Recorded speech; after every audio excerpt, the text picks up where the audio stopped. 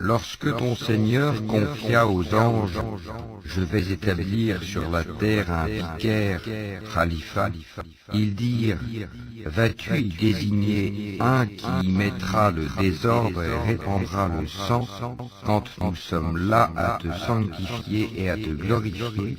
Il dit, en vérité, je sais que vous ne savez pas. Et il apprit à Adam tous les noms de toutes choses, puis il les présenta aux anges, et dit, informez-moi des noms de ceux-là, si vous êtes véridiques dans votre prétention que vous êtes plus méritant qu'Adam. Ils dirent, gloire à toi, nous n'avons de savoir que ce que tu nous as appris. Certes, c'est toi l'omniscient, le sage. Il dit, ô Adam, informe-les de ces noms. Puis, quand celui-ci les eut informés de ces noms, Allah dit, ne vous ai-je pas dit que je connais les mystères des cieux et de la terre, et que je sais ce que vous divulguez et ce que vous cachez?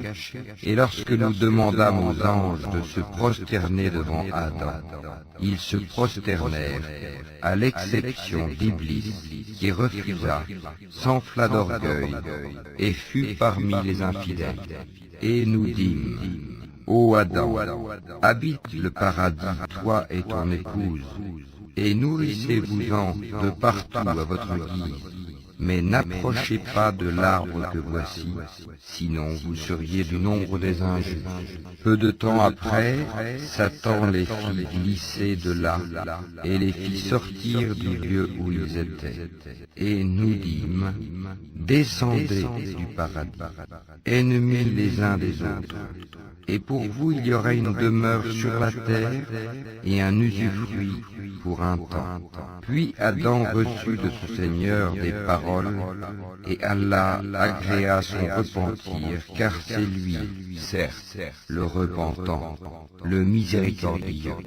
Nous dîmes, descendez d'ici, vous tous, toutes les fois que je vous enverrai un guide, ceux qui le suivront n'auront rien à craindre et ne seront point affligés, et ceux qui ne croient pas à nos messagers et traitent de mensonges nos révélations, ceux-là sont les gens du feu où ils demeureront éternellement.